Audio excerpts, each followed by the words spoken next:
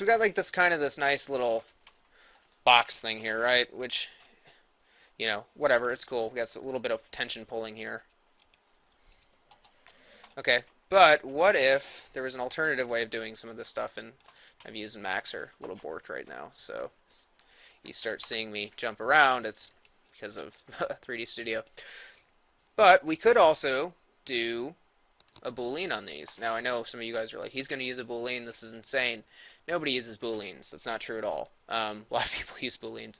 They're very effective. They're hyper effective. Booleans get a bad name because some of the geometry they create is not desirable. For non-deforming, non-vertex deforming objects, meaning hard surface models, it actually is a great thing. In fact, that's kind of what they were designed for. So I'm going to come under compound objects. I always tend to use pro Boolean. Start picking. It's going to minus that. Okay, I want you to come under here. This is a max operation, by the way. We're going to come under advanced operations and say remove only invisible edge. This is a very important thing, okay? Because what's going to happen is the more this thing gets complicated, the more edges and stuff, it's going to start to pull away edges that we don't want. So now, what we can do is I'm going to convert you to an editable poly. And I'm going to take these edges here, and I'm just going to clean this up, because I want to have some nice bevels on our edges here. Double click on the edges there to get that. Pull this down. Okay. And you know what, let's just make this more complicated than what the other one was, just so you can actually kind of see one of the benefits of using Booleans for this stuff. We'll do you. We don't need all of those edges in there. We still want to be thoughtful and clean. And I'm going to go like this. And then I'm going to do this. This is something that you probably would never do in a video game, but this is a great point to illustrate the power of these, of what a Boolean can actually do. Take you, and collapse selected. We're going to weld this guy together. Or not weld him, but scale him down a little bit. Flip him. What axis is that? It's right there. I'm going to flip you 180 degrees. So he's actually inside of... Let's go to the wireframe here. He's actually inside there. Right there. Grab this guy again.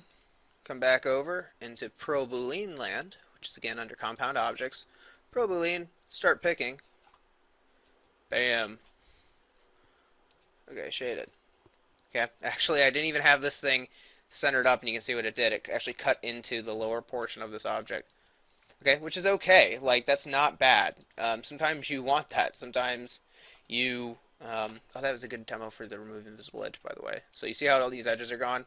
Remove all the invisible edge is only going to mess with the stuff that's affected here. And for whatever reason, if you wanted to, this thing is now has like all these interior faces that was done from our original our original cutter object, which is right here. Okay, this will not subdivide. Okay, and we can kind of fake it a little bit, and I'll show you how to fake it. These edges right now, like you can get some very weird stuff, because sometimes it's not going to know how to tessellate or retriangulate this mesh. If you were to export this out as an OBJ or FBX, which are all file formats, we'll talk about those a bit later. You know, just understand if you do use Booleans, you kind of want to help clean it up a little bit.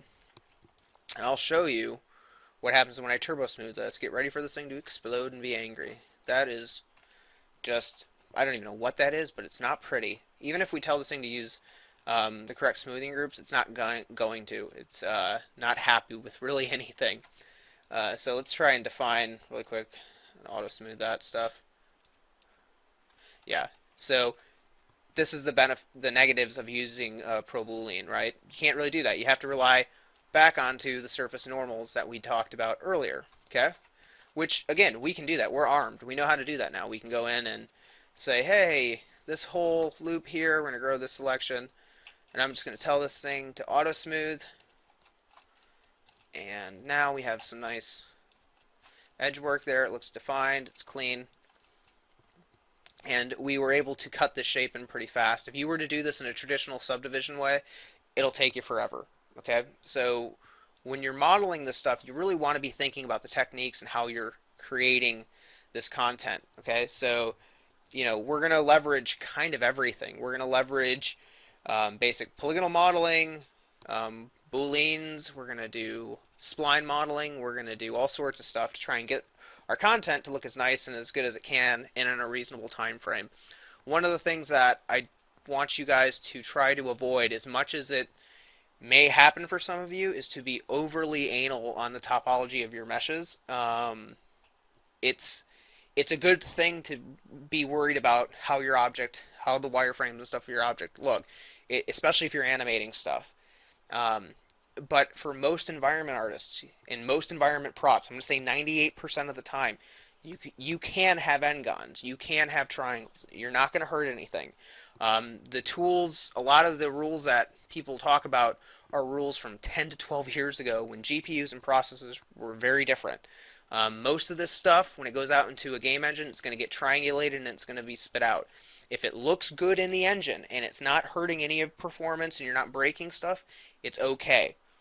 Alright, I'll say it again. If it's not hurting stuff in the engine, if it's not hurting the experience, if it's not hurting the frame rate, if it's not breaking stuff, if you can unwrap it and you can get it in and get it done quickly and meet your art direction or meet your team's goals, then do it however the heck you can do it.